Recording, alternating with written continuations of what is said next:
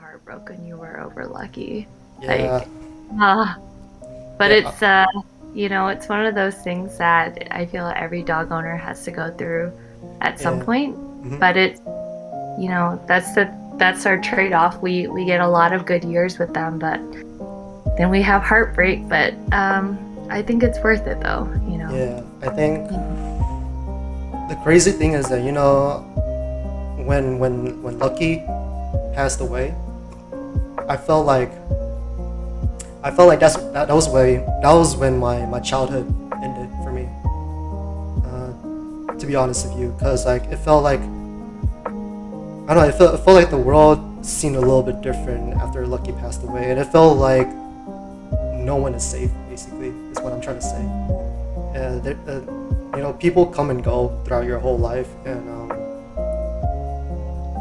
you don't know when will be the last time you'll see each other, Yeah. and that's pretty much how it felt with with the choir and stuff. It's like like just we were all, I remember vividly, we were all just hanging out, camping and stuff, going to Schlitterbahn and stuff like that. And like within a snap, it just we all just went separate ways. Yeah. And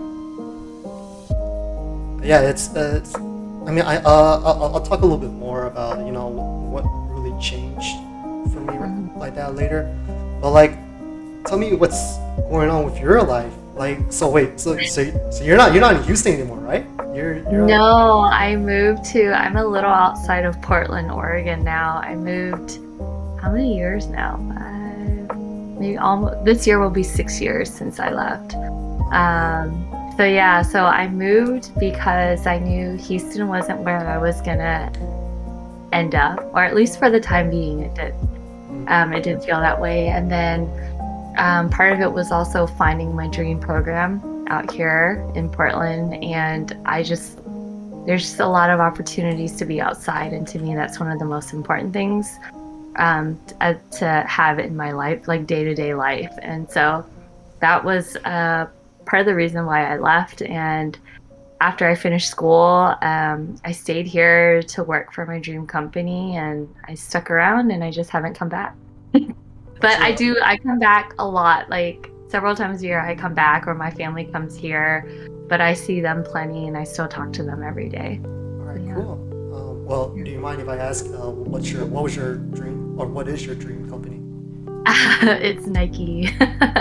So that's where I work now. It definitely took a lot of patience and just waiting for the right opportunity, but also just for the time being, just making sure I was qualified for the job that I wanted and making the right connections. And so it was worth it. It was definitely worth it. And I'd say my family is also reaping the benefits now, so they're happy. And yeah. All right, cool. I mean, that's great. I mean, I'm glad that you got to be able to do what you love. I'm still trying to figure out my footing in the world. Again, like I'm pretty similar with you. I feel like I don't think I'm going to be staying in Houston for the rest of my life. The only reason why I haven't made the jump yet is because my parents are both retired, and Yeah. so and this house that I'm living in right now, I'm paying for everything. The Wow. electricity, the mortgage, the gas, everything.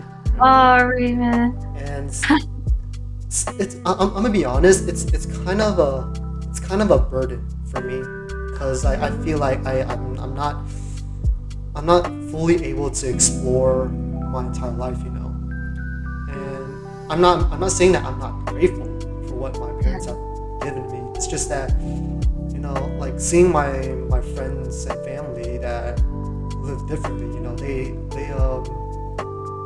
like the difference between me and them is like they had parents that were able to support them and then themselves, like even after their kids turned 18. And it didn't matter if the kid were to stay home or leave, and on top of that, they grew up with siblings basically, and so there was never like the idea of like one kid having to take care of both parents the whole entire time. All right. And that's what I've always wanted to experience, and uh, that's one of the reasons why when I was going through high school, like that point where you had to make a decision of where you wanted to go to for college, right? My original option was to go to UT, but then uh,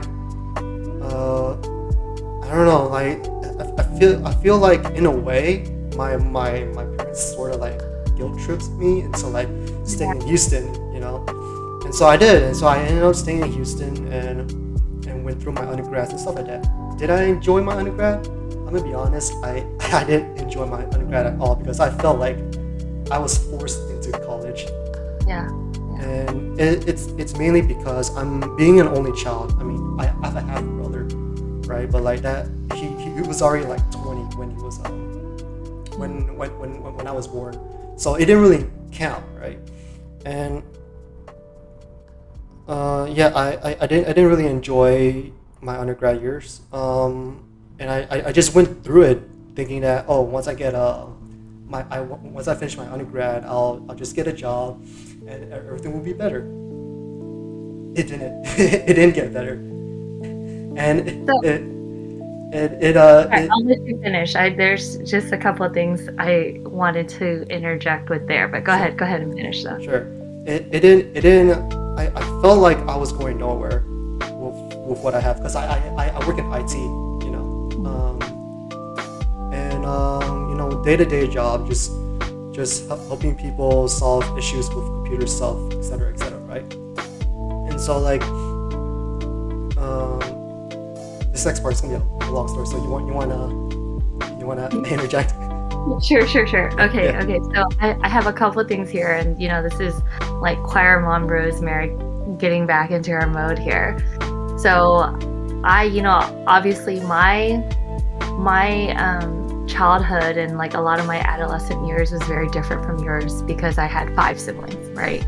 And I was the I was the second oldest of 6. But I do understand how you may have felt when you were starting college because I sent out applications to schools outside of Houston, outside of Texas, and then when I thought about it, I was like, my parents never guilt tripped me, but knowing that, I mean, you saw all my siblings at church, and it's how do you walk away from that when they still have a lot of their formative years coming up? For me, middle school was really tough. And I couldn't imagine them going through it without having an older sibling around. And at the time, I felt like I had a really important big sister role, almost like being a second mom. And so even though my parents never explicitly said anything, I knew I had to stay. There was no question about it. I would have to stay. And so I stayed in Houston. And I would say that, looking back, college, they weren't my favorite years. But going through each thing, I'd say perspective and your mindset plays such a huge role in how you will remember things or how you experience things. Because I can say, was I a great fit at St. Thomas? Maybe not as good as other people or even some of my siblings, but just being able to make the most of where you're at and then asking yourself, how am I going to use this to prepare myself to get me closer to where I actually want to go? That's the mindset you have to have, because I don't know, it's just every moment in your life you really have to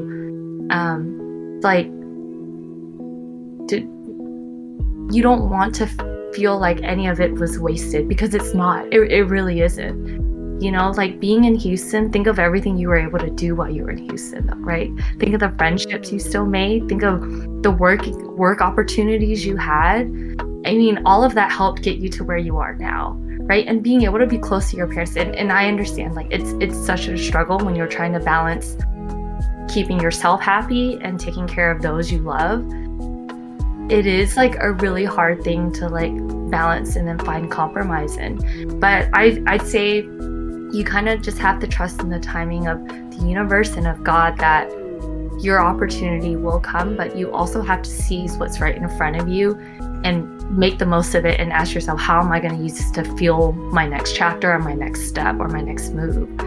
So again, a lot of it is mindset. Like, did I love every single part of my life? Like, no, but I look back at all of it with gratitude and with how it helped shape me and how it helped get me to where I ultimately wanted to be. Yeah, sorry. No, that no, was no, no. It's good because it builds off into what I wanted to say next. Okay. Yeah, it's because no, like I really I agree with you. I agree with everything you said, and that's why like at some point in my life, when I was going through that rough patch in my life, going like, oh, what the hell am I gonna do for the rest of my life? I thought to myself, why don't I go back to my roots? Go back to what I enjoyed or what I dreamed that I wanted to do back when I was growing up. And one of the things that I wanted to do, or one of the careers that I wanted to pursue when I was in high school, right, was to become like an investigator, a forensic investigator, basically. And then I thought to myself, I think this was like when I was about to graduate with my bachelor's. I found out that IT, like computer, basically, it's a growing field, and one of the growing things about it is that there's a forensics IT field, and so like then once I learned about it, I learned about this by watching like a real true crimes documentaries and stuff, and I'm a sucker for that.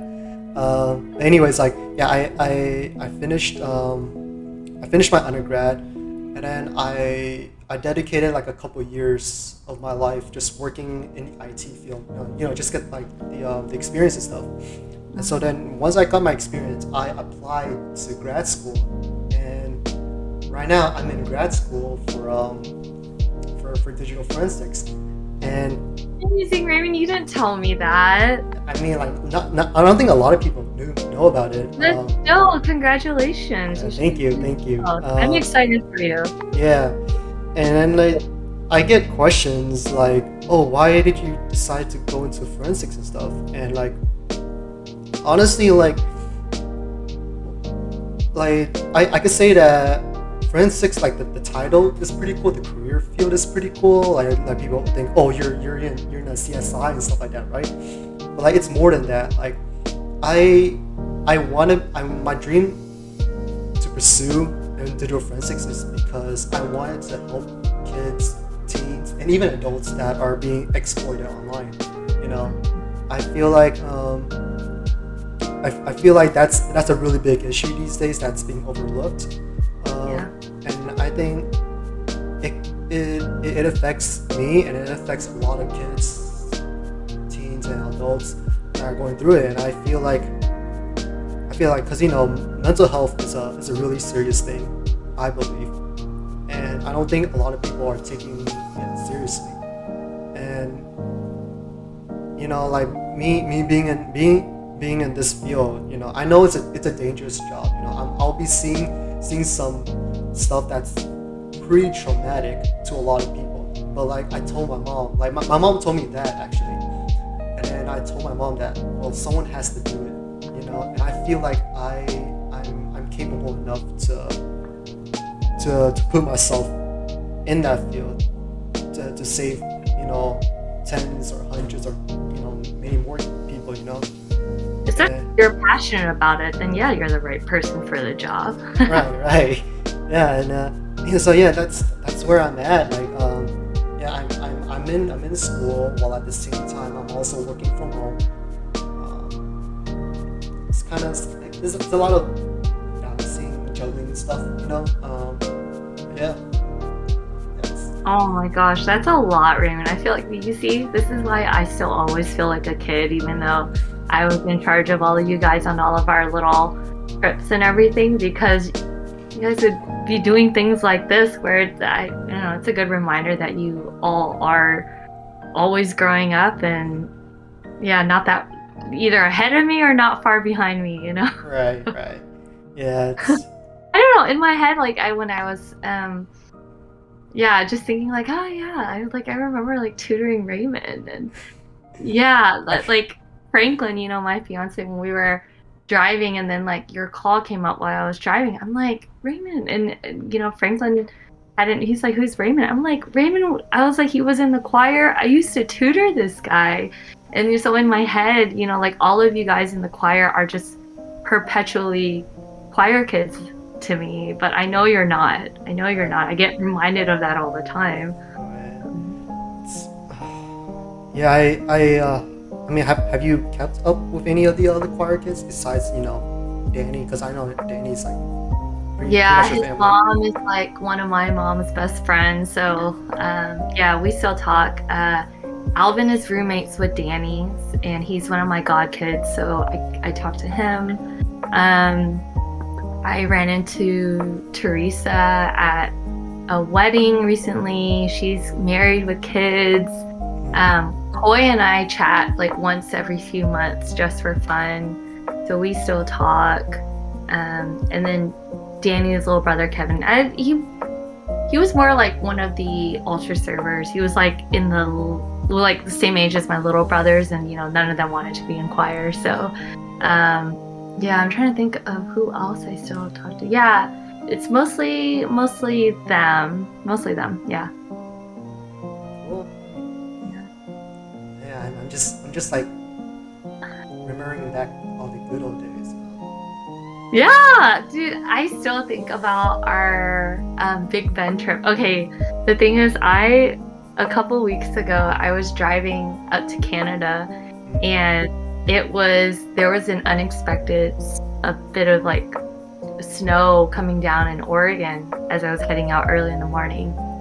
And the roads were so slick and the just really sketchy. And I'm like, it was just like, nothing was as bad as driving in my Corolla. Do you remember driving in my Right, Corolla, yeah, heading out of trying to get out of Big Bend before that winter storm came in? But the park was so huge that it took us forever to get out of the park. And by then, the snow was coming down. It was pitch black. We were in the middle of nowhere, driving behind Coy's Ford Fusion. And do you remember what we saw that like made us so relieved? what was it, the hotel? The Dairy Queen. We saw Dairy Queen, Oh, and we saw right. Dairy Queen first, and we were like, "Oh my God, thank God!" Like, we were like, "Oh, I've never been more grateful to see a Dairy Queen Yeah. because it meant we finally reached the town where our motel was that we were gonna stay at that night." Right. Yeah, Man, yeah. that No, I was still remember. I still remember like all of those, like all those moments, like Schlitterbahn, our practices, our trips, ice skating. Like it was such an essential part of my high school and college years, I feel. So yeah, yeah, yeah. man. I think that the highlight of the whole Big Ben trip is I remember we were like close to the top or something like that, right? Oh When, yeah. when when we were hiking up and stuff like that. And then I remember like Teresa was like going like super fast up there, and I remember I was like, how is she climbing with balls that big, you know? Yeah. And then Yeah. man, it feels like it was yesterday, like all that just Mhm. happened yesterday, like I don't know, I think like 10 years later, like we're here we are, it's crazy to think. You know that trip though, it aside from just being able to share those moments with you guys, it was kind of a defining point for me because from that trip, I was like relentless with chasing down more national parks and just I think once I got that taste of being away from everything and being outside, I realized how much I needed it and how much peace it gave me. So I think a lot of the moves I made after that was to make sure that I got to keep having those experiences and that time outside and just space and distance away from, noise. Yeah, yeah. That's great. I mean, I don't go on hikes that much as much as you do, but like I think it like I started remembering the choir like a couple of years ago, like before the pandemic started, right? I think I recently graduated college, and then I went on a trip. Like just like a graduation trip basically, and I went to Europe. Well, I toured Europe basically. Mhm. So I went through like Italy, I went through Switzerland, France, and the UK and stuff like that. Amazing countries, yeah. Yeah, and then the one thing that made me remember you guys was when I was in Switzerland, and I remember I went on a hike on this mountain called Mount Pilatus. I think, yeah. I hiked up all the way to the top, and then it was Switzerland is like the most beautiful country I've ever seen. I've actually haven't been, so you Yeah. beat me there. I've only seen photos, but it's definitely on my list. Yeah, and I don't think anyone can convince me otherwise. But Switzerland is such a beautiful country. Like the city is beautiful, the nature is beautiful. Like just everything is beautiful. Like it's unreal. Like when you see on pictures, right? You think, oh, this is Photoshop and stuff like that. No, actually, if you the Photoshop version of Switzerland, I feel like it's inferior Doesn't do it to it's actually inferior to the real thing. Like you have to be there. The air just hits different. Like when you're there, it Yeah. just hits different. But yeah, like I remember I climbed all the way to the top, and I remember thinking, I was like, damn, what would have been like to have the choir here with me today? Oh, And knowing man, that we went on that Big Ben hike and stuff like that, I thought to myself, man, they would have enjoyed this so much, and yeah. no, for sure. It is interesting just to see like how much bigger the trips have gotten since Big Ben, right? I mean, come on, like look at you did your whole like Euro tour, right? Yeah. And I still get postcards from Coy and Alvin and Danny, and then I forgot to mention Vincent earlier. Vincent is a park ranger, so he works for the National Park System, and the places that he gets to go to and see, they're all incredible. And I don't know, I feel like our goals all definitely got like bigger and loftier and more amazing, which is really cool to see. That's Yeah. wow. Do you mind me asking if you still go to church?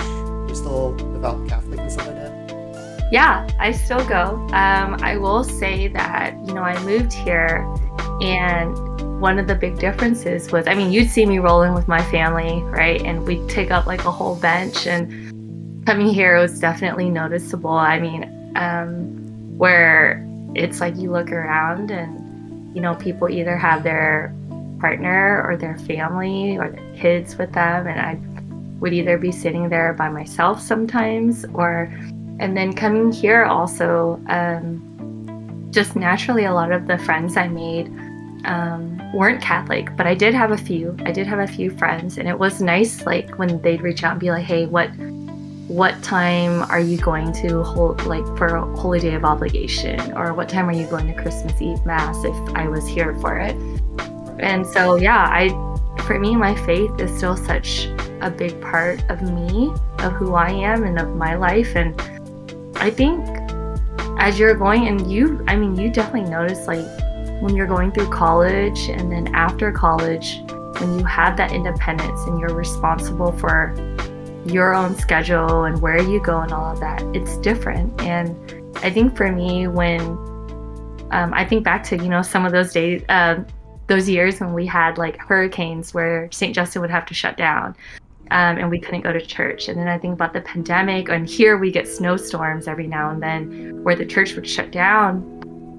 And then it's just like, oh, you miss it, but I noticed that I missed it, and it wasn't just because like, oh, you like a part of your routine was missing. It wasn't just a routine thing, but I would notice in myself how it felt like, again, it's sort of like that feeling I get when I'm outside and away from everything, when I go to church and there's a good homily, just having that time to like shut your mind off from work and from worries and just be like oh, like, remember all the things you have to be grateful for in life. It was just it like was always a good pause in my week. And so, yeah, I still go to church, even if it's been online more, more recently. But yeah, I realized though how much I needed it and how much I wanted it still.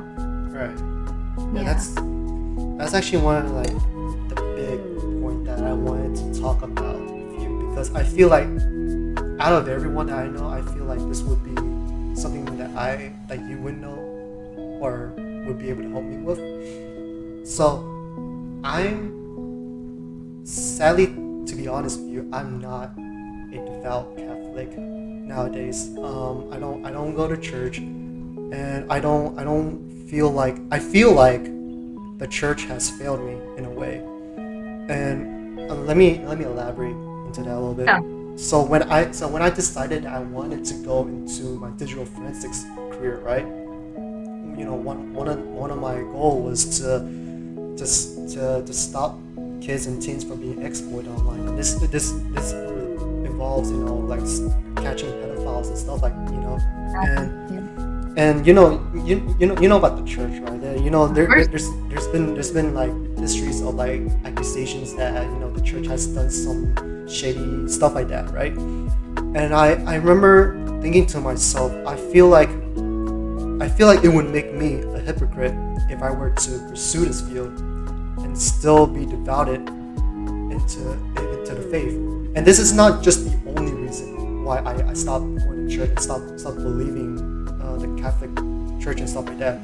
Like there's a lot more to it, but like my career is one of the reasons why I chose not to pursue that anymore. And then I know like by itself it sounds ridiculous, like you can't just like decide you're not gonna go to church just because like it goes against what your work job says, Mm-hmm. And I understand that, but like there's some stuff I feel like throughout my whole life, every time I tried, I try to see, like I try to think that if I go to church, then I'll be a good person and stuff like that, blah blah blah. That's what I was raised to think. My mom and dad like forced me to go to church, being like, if you don't go to church, then you're not gonna become a good person. But then as I grew older, I went through confirmation, right? And like confirmation was like, before confirmation I was like a church boy. I was like, yeah, let's go to church every Sunday, let's go to church on every important days like Easter, Halloween and Christmas and stuff like that, right?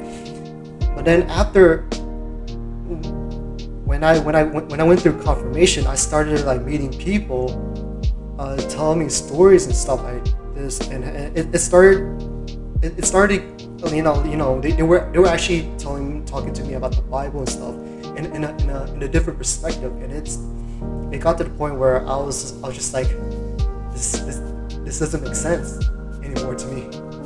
And like I remember I went to one of a mass, right?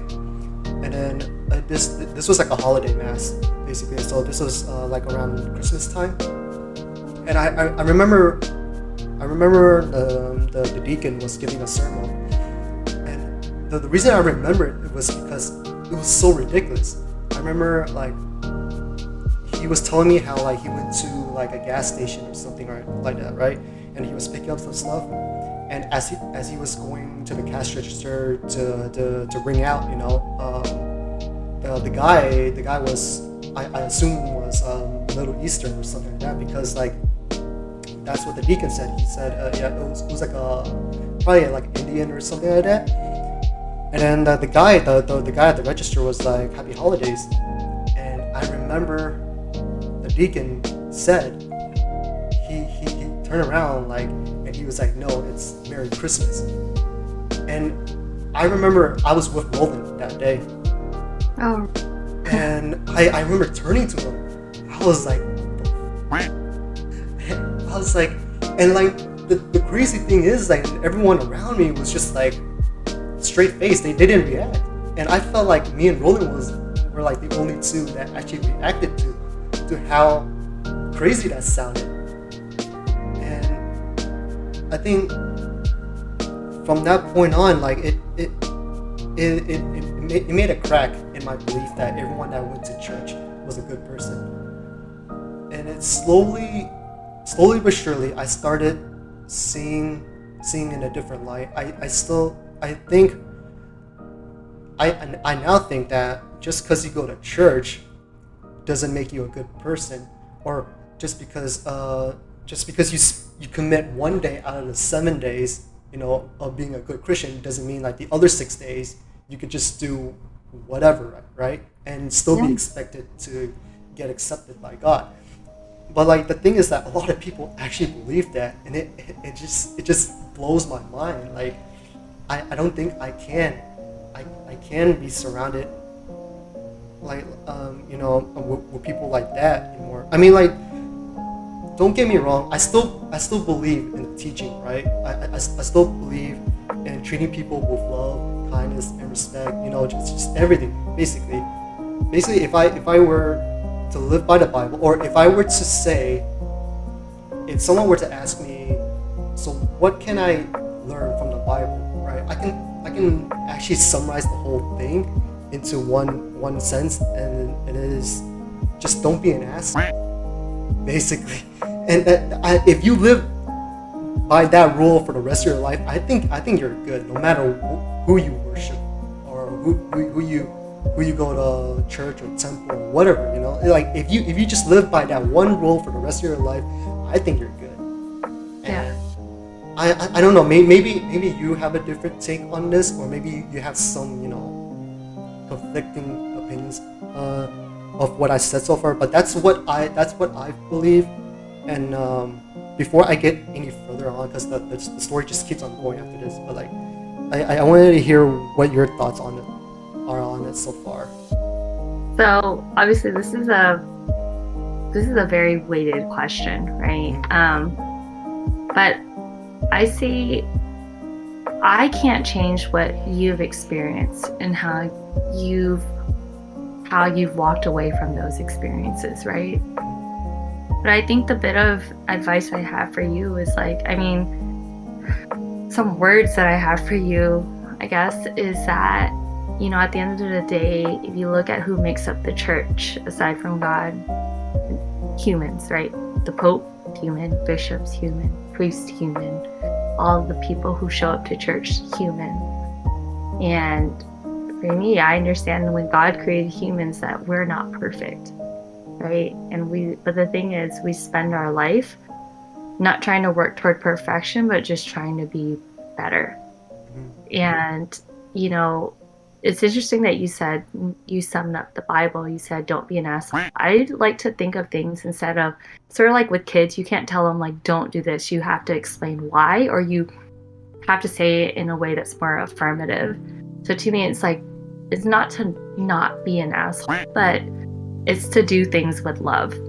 Because I think in our very nature, like, we were made to be giving and to be loving, Trust me, I understand the struggle. I think this is something with any faith, and I know especially being part of the church, is that it's hard when you see one thing, you're being taught this by our leaders, and then you see,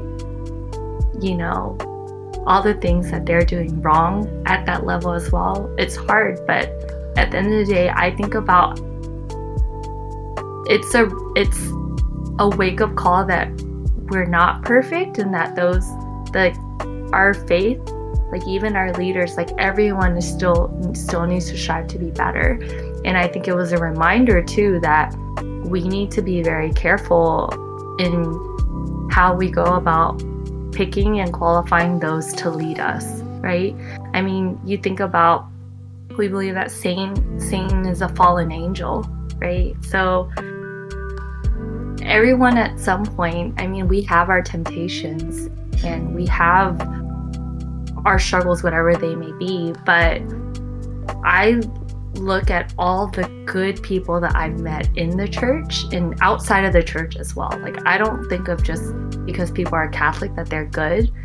But a lot of the people that I have met in the church, their faith has really helped shape them and their sense of morality, which I've learned from, and they've had a positive impact on me, you know. And so I think about what my faith has done for me, and it's definitely encouraged me to strive to be better. God, I am so far from perfect. Like, great, being a choir leader, okay, great, but it's like, for me, I look back on our choir days and it was like I saw Jesus at work in all of you guys, because you guys are just like so giving and so caring and so selfless. And for me, like, that encouraged me to try to do the same for you guys and for our community and for any of our volunteer events, you know. And I think if you have that sense of morality and you truly know right from wrong,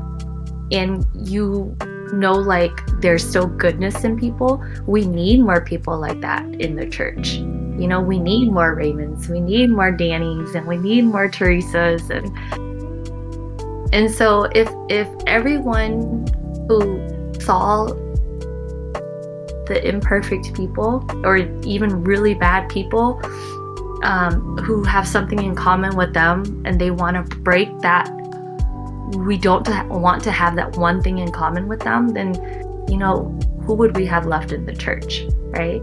And so I don't fault you at all for feeling like you needed to walk away from the church, but at the same time, I like to focus on all the good that has come out of it, and how can we continue to grow and improve and heal within the church. And that includes, like, for victims, for people who may be straying away from the faith.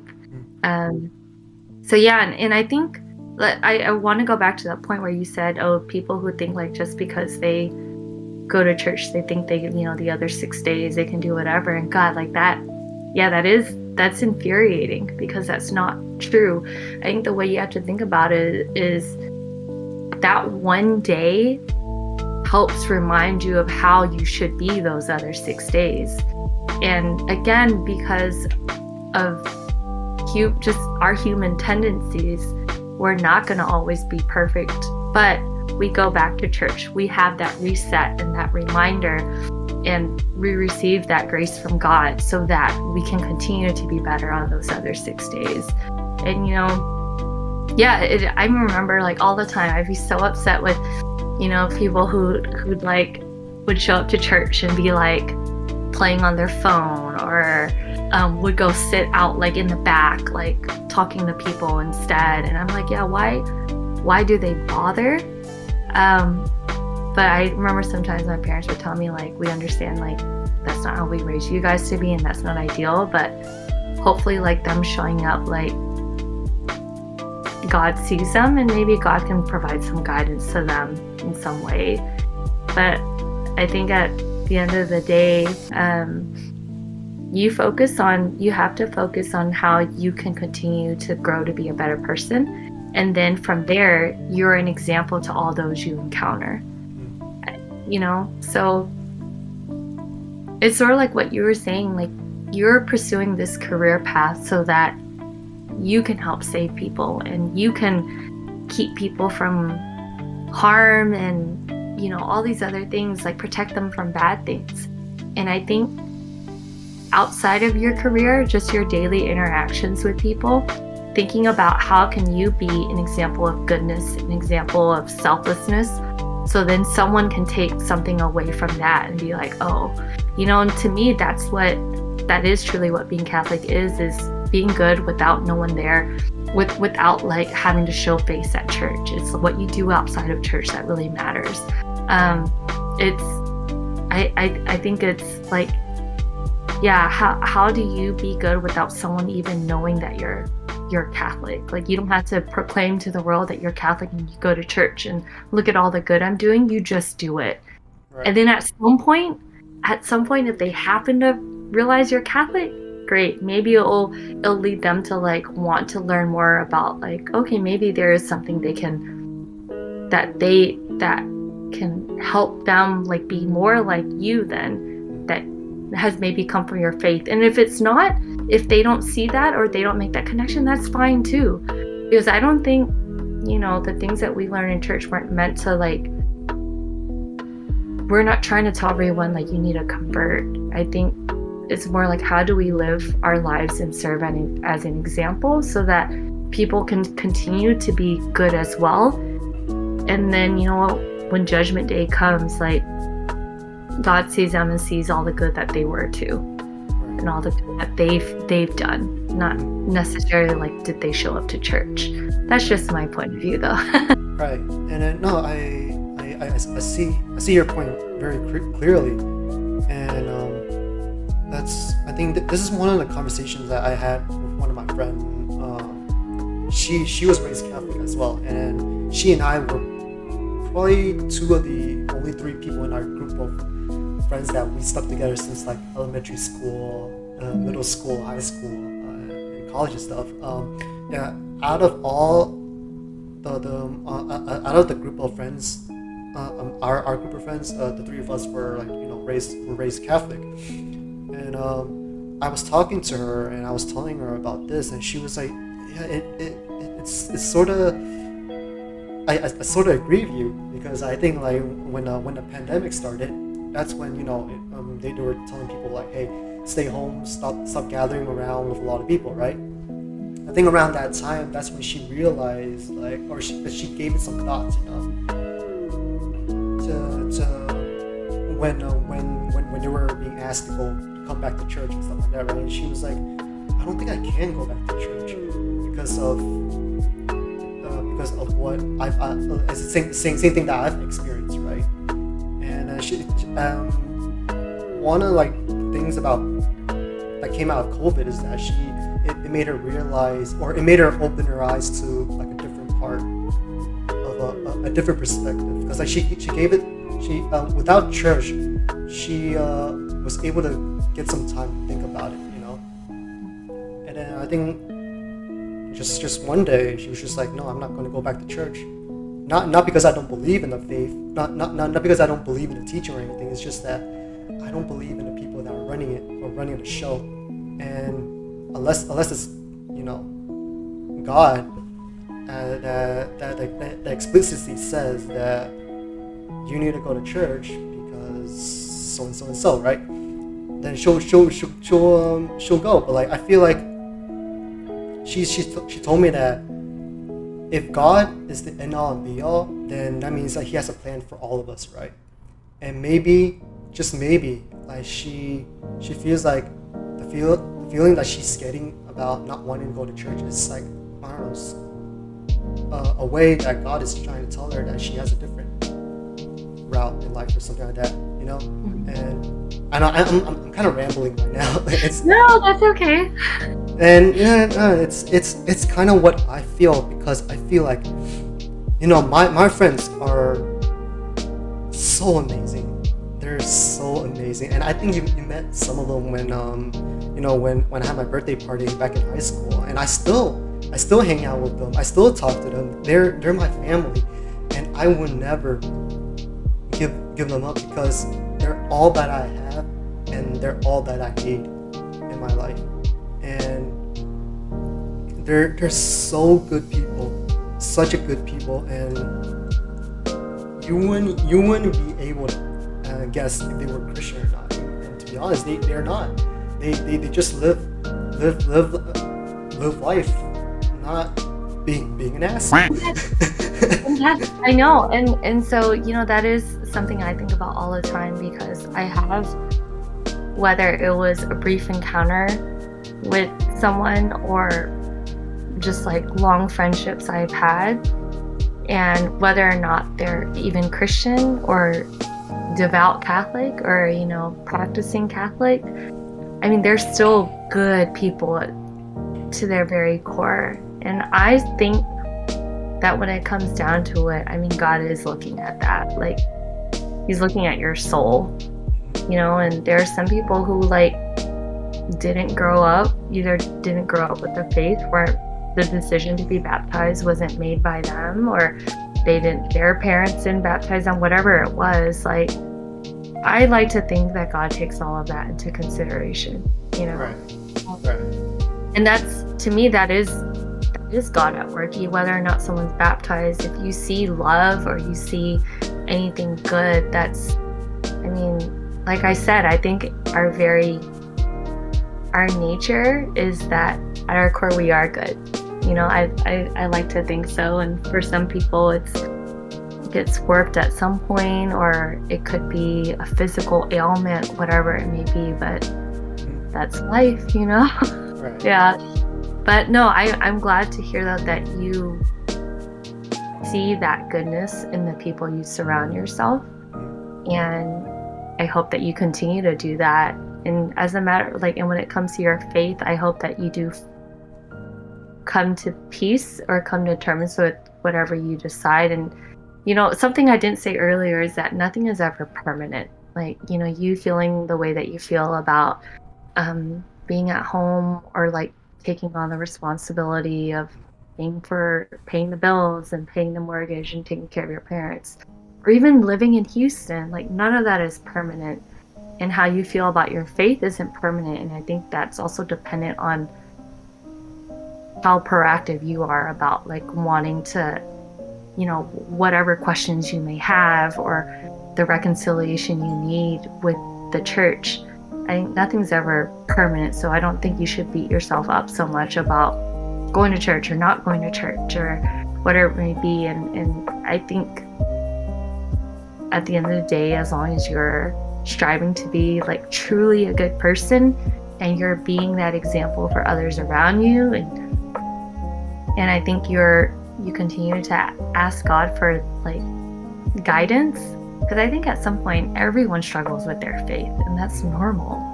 You know, like our faith is a constant journey, and like it's always dynamic. And I think, yeah, like I said, nothing's ever permanent. Yeah. I always thought you were a really good speaker, by the way.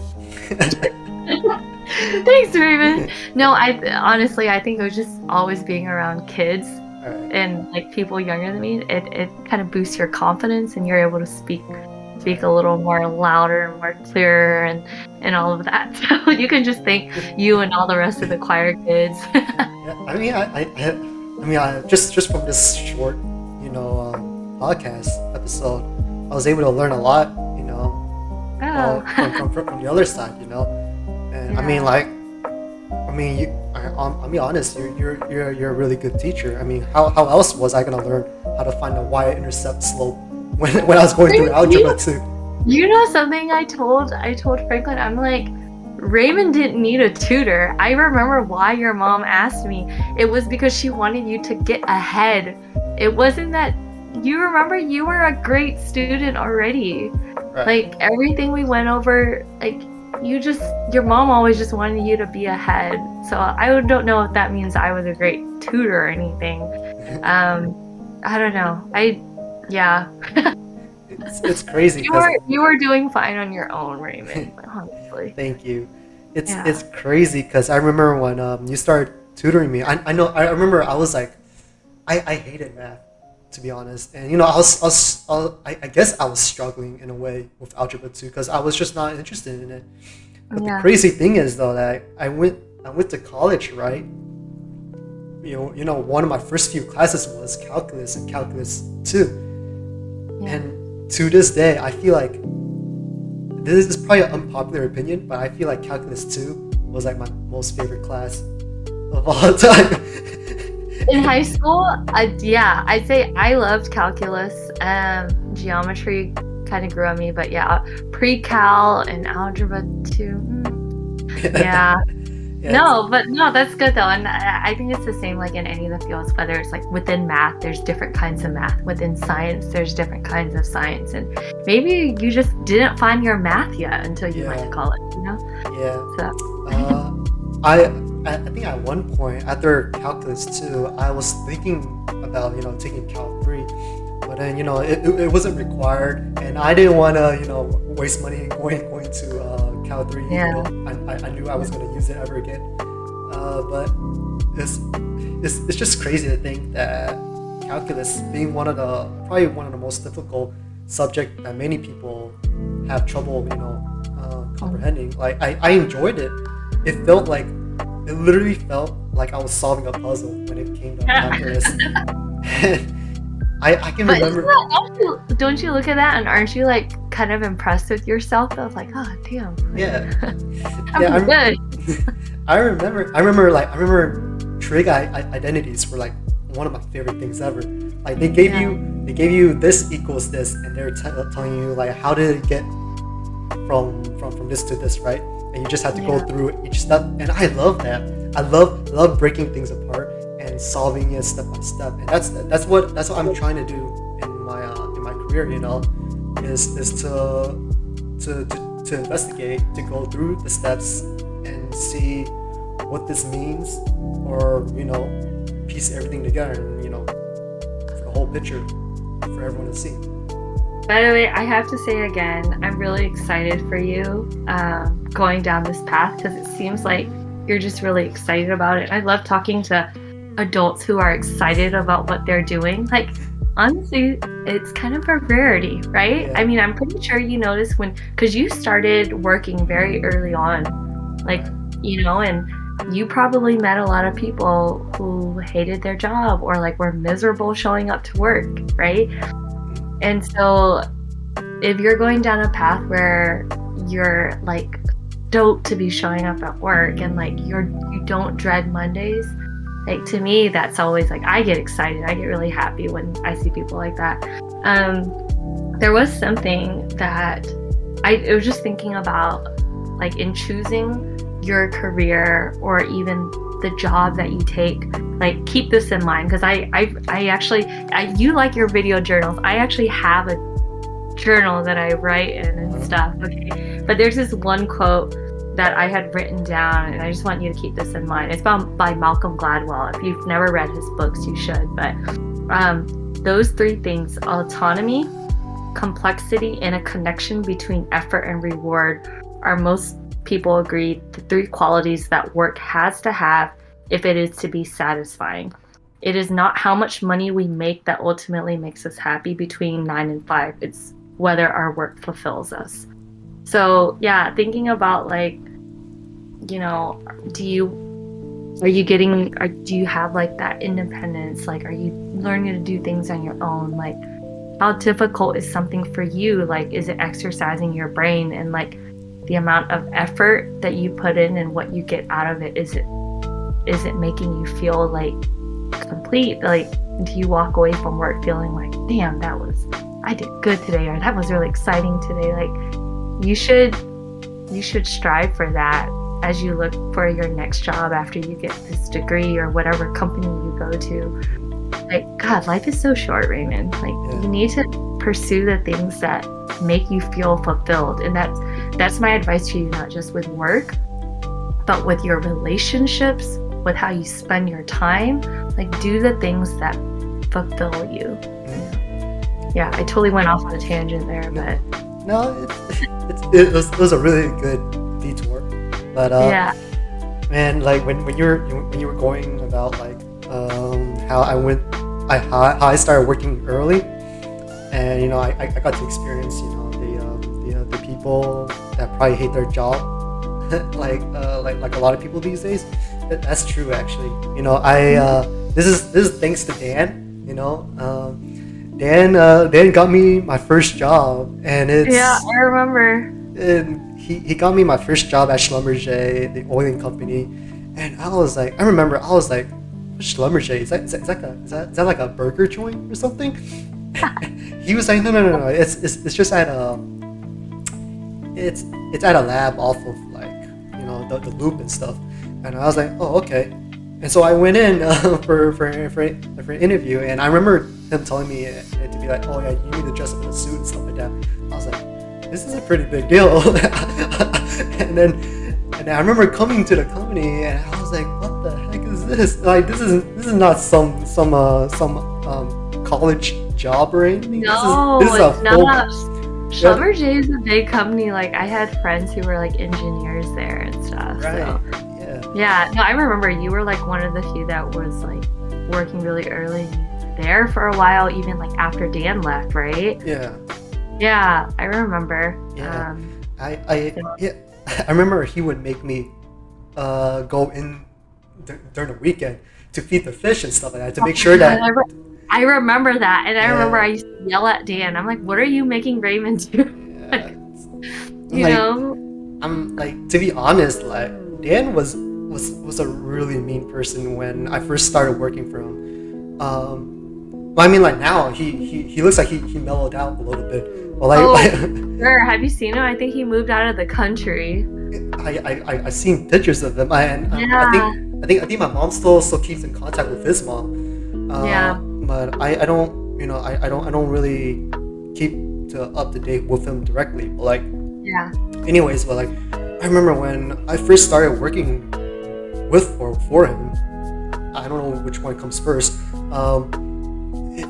I felt like he was like a really mean person, and like, to be fair, I was like fresh out of high school, and Yeah, I think like he was trying to be hard on me because he wanted me to be ready for, for the real world. yeah, And back then I didn't see it that way. I always saw that, oh, Dan is an ass. Why is he so yeah, mean, bro? Why is he making me dump like 50 gallons of salt into the salt tank and stuff like that every yeah, week and stuff like that. And he looking back now, as a guy that's about to turn 30, I God, you're understand. so old, Raymond. That's what my nieces tell me. that I tell them that I tell them that, yeah, I'm almost in my 30s. Oh my And God. then, My mom had like two, three kids by the time she was like your oh, age. oh man, I can't even begin to think about starting a family yet. But Yeah, anyways, but yeah, yeah, looking back then, the way that he treated me, I think I would have done the same if I was in his position. yeah, Like, yeah, I mean, yeah, maybe I would have, sprinkle in some, like, emotion and stuff, but like, in the end, like, he got me ready, to do the yeah. big things in life now. And then,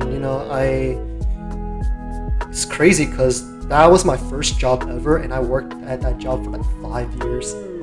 And It was a long time. Like that was a solid like first job, honestly. yeah, I loved it. Like, the people were nice. I mean, the only thing that weren't nice was the fact that I had to go on like on a strict schedule to go Yeah, to get to work and stuff like that. And then it also didn't help that people were getting laid off from, left and right yeah, because of the oil situation. right, right. Yeah, I left that job, and I didn't move far from that job actually, because like my new job, or my current job right now, is like down the street from Schlumberger. And so back when I used to go into the office every day, at my current job, I would sit at the window spot, and then I would look out into the left, and I would see my old job, my old Schlumberger job to the left of me. And then, I'm like, I turn around and I'm like, yeah, I'm never going to go back to that job ever again. Enough of myself. Let's talk about yourself. You're about to become married, aren't you? Oh my gosh, yeah, that's very new. That's only what, 2, 3 weeks now. So yes, I am officially engaged now, to the most wonderful person. Yeah, the funny thing is he didn't have a girlfriend before me, and yet somehow he's kind of got it figured out. And yeah, but he's I don't know, all the things I told you that you should want for yourself. Yeah, definitely get from this guy where it's like he sees, I don't know, it's like, you know how sometimes it's nice to hear things or how other people see you, and he reminds me of that all the time, and it's always like lifts me up. At the same time, he challenges me in a good way. And I think in a relationship, you do need to be challenged. Like, you can't think that you're the best or you're right all the time, or like it's my way or the highway. Like I said, you always need to be better, and you need to continue to grow as a person. And I think with Franklin, I do see myself growing, and I do find like where I where I can improve. You know, like I'm hard-headed and I'm stubborn, and like with him though, he's so incredibly patient because he doesn't try to change me, but he just helps me to like reach my full potential, I guess. So, but yeah, I'm definitely excited. We've been together for 6 years. Ooh, okay. 6 years, and so I don't know. I don't know if you remember like this about me, but like I was like in charge of you guys, but I felt like I was the kid, and I felt like I told him that all the time. Like I'm like a child. I'm still figuring out my life. I'm still figuring out myself all the time, and he was okay with that, and he's helped me through everything. Like whatever goal I had, whether it was a personal goal or a career goal, he was always very supportive of it. But yeah, so I'm excited. I think I was surprised that I would be this excited about getting married, because in my head I'm like, I'm just gonna be a kid forever. Like I'm not gonna settle down. I'm not gonna, and like, I mean, like all the traveling, those are things I enjoyed, and some of it I enjoyed doing by myself. But I think with him, he respects my alone time and like the goals I have for myself and the things I want to achieve on my own. But at the same time, there's a really big part of me that wants to have him by my side to like where we're gonna go after like goals that we have together, whether it's like we want to visit these countries, we want to do these hikes, we want to go snowboard here or there. And then at the same time, it's like we have goals like right here, like we want to build a home together and have kids and dogs and a big backyard and that kind of thing. So yeah, I think with him, I always thought I dreamt so much bigger on my own than if I had a partner or a boyfriend. But I feel like with him, like I dream even bigger than I do than so yeah. So that's the next big thing happening in my life is getting married, which is weird. Like who would have thought Rosemary getting married, right? Yeah, I remember you always telling us that you were gonna become a nun or something. I did, that's right. I definitely gave that a chance. I used to go to retreats and come and see sessions at the convent, and I still have immense like respect and admiration and gratitude for the vocation that God has given them and what they're pursuing. But it's definitely, it takes like the right person is called to that way of life. But yeah, I still talk to nuns and have nun friends and all of that. But I know it's not for me though. God has a different calling for me. Yeah. So yeah, I think that was the thing. I think when you're feeling lost, like sometimes you don't know what's meant for you until you try it. And for me, I really did. Like I tried so many things, like both professionally and like in my religious life and education. I just gave everything a try until I was able to start narrowing it down more and more. Yeah. I feel like you have it all planned out. I don't know about that. Like I told you, nothing's ever permanent, and for me, it takes a lot of I think a lot of reflection and a lot of prayer on what my next move should be, because I'm never 100% certain, but I do follow my gut a lot. And then I also think about who it will impact and like those I care about and those I love, how it will impact them. Yeah, but sometimes I feel like I'm sort of like, I go with the flow, but at the same time, I look out for which flow I want to be in, if that makes sense. Yeah. Yeah, I don't know. It's like I follow my gut, but I also look at the pros and cons and the consequences of it all too. I like to say I'm what was the phrase I used before? I'm like reckless, but I do it with some thinking, if that makes sense. I like taking big risks, Right. but if I see like if I feel good about it, then I do. Like leaving Houston, I left grad school in Houston as I was near the end of it, to do something else because I knew this is what I wanted to do. Yeah, and then at the same time I left because I felt like my family was in a good place where they were a little more self-sufficient, and it would also help them to grow, and it did. You know, all my siblings, I think, are in a great place. They're in a better place than I am, to be honest. Like they're great. They're doing great. Yeah, a lot of it is just like trusting in yourself, and trusting, for me, it's also like trusting in God, trusting in the people I love, that I'm making the right move. Yeah. Do you mind if I can I see the ring? I actually don't have it with me. Yeah, Franklin has it, but yeah, no, I don't have it with me. I have pictures. Yeah, actually, let me see.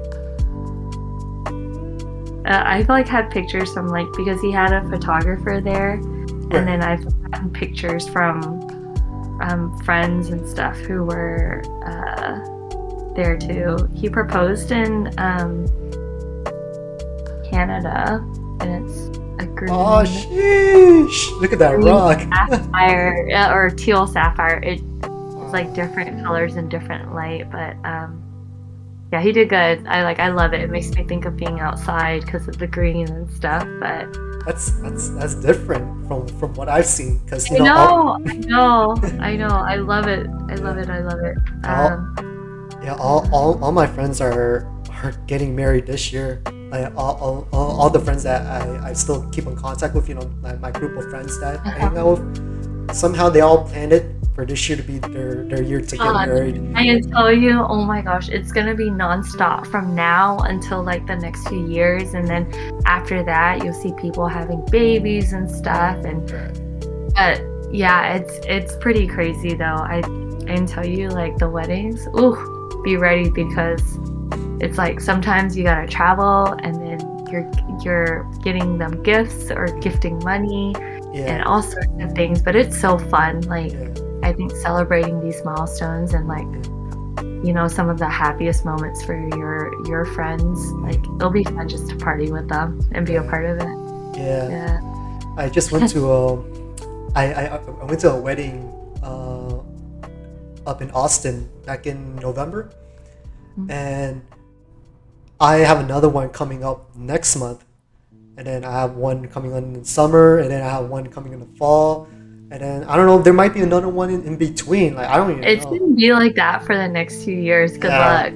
Yeah, Get ready. The weekends are gone. I'm happy for all my friends that finally found what they found in life, and and I'll be lying if I said that I wish I could finally find that what they had. But, like, you know what? I know that I'm going at my own pace. I'm really not trying to rush it. Not anymore. Yeah. I'm tired. I'm tired. Like, I'm emotionally tired of giving too much now. I just want to relax now. Focus on yourself. That's a good thing. And I think I have friends and siblings who I'm like, you need to take a break from, like, searching, and just, like, invest in yourself right now. Like, the things that are in your control, right? Your career, your hobbies, your family, like, those are things in your control. And I think also with because I have a really good friend who wanted someone for so long, and then he gave it a break for a bit, and then bought himself a house, got his dream car, got his dream job with his schedule, spends time with all his friends. And it's like, while you have the time to do it, like, do that now. And then like, kind of like keep it in the background, like, be open to, like, maybe you'll meet someone, like, randomly, right? But don't, like, put all your energy into it, because there's so many other things that are determining, like, the direction of your future and your happiness, that you can spend your time and money and effort on. All right, Rosemary, I just want to thank you for being I guess on this show of mine.